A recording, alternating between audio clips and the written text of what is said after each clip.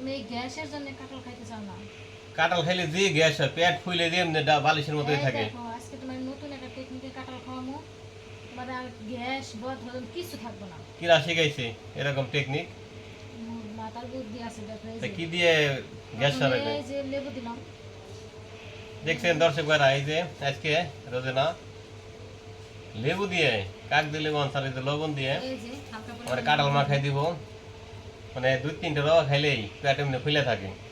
সেজন্য পেট না ফুলে থাকে, সেজন্য রোজনা কোন সেদিন একটা বুদ্ধি বাই করছে, লেবু দিয়ে বলে কাঁঠাল মাখাই খাইলে আর লবণ দিয়ে, আপনারাও খায় দেখতে পারেন। আর ওই পেটে গ্যাস হয় না, আপনি বলে অনেকগুলো রওয়া খাইতে পারবেন। সেজন্য দেখেন এক পেয়ালা কাঁঠাল নিয়ে এসে নাও, ওইছে না তোমার মাখান। হ্যাঁ, খাও, খাওয়া শুরু করো। বিসমিল্লাহ, আগে খাই দেখি। দেখো কত টেস্ট খাইতে। বিসমিল্লাহ। আসলে কিন্তু মজা, দেখছো? একটু টক টক লাগে, আবার একটু নুনটা নুনটা লাগে। কাঁঠাল খাওয়ার মজা আলাদা। যে কাঁঠাল খাইতে চান না তুমি আমার সেই টেকনিকে খাবেন। এই টেকনিকটা আগে শিখাও নাকি? আগে শিখাইলে তো তুমি তো পুরো গাছের কাঁঠাল একাই খাই। বছরটা চলে গেল কাঁঠাল খাইলাম না, এই পেটে গ্যাসে ফুলে থাকে বলে। দেখলাম তুমি খাবে না মা? হ্যাঁ চাইছি। তাই চাও? তাই খাইতে তো চাও না। এটা আমাদের ভিডিও করতেছে আর খাওয়ার জন্য তাই রয়েছে। আচ্ছা তারা তোমার রেখে দিবানি, অনেক মজা পাইতেছি। ওকে দর্শক ভাইরাম, কিরা কিরা খাইবেন এরকম কাঁঠাল, চলে আসেন।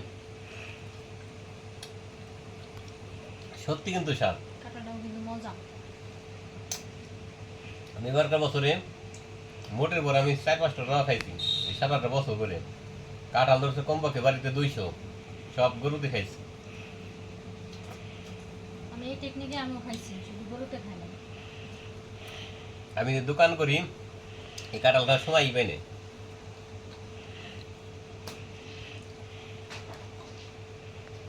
নে দাঁড়া ওই যে সেই স্বাদ, গাছ পাকা কাঁঠাল দিয়ে এত স্বাদ, সেই স্বাদ দাদা, সেই স্বাদ। খালি খাইতে এমন চাই দাদা।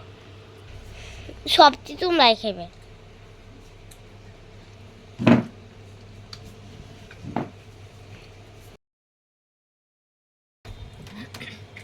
দেখছেন টেকনিকটা শিখায় কত উপকার লাগছে আপনার ভাই।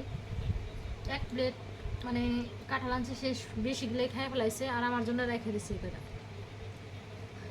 তো সবাই ভালো থাকেন, সুস্থ থাকেন, আল্লাহ হাফেজ।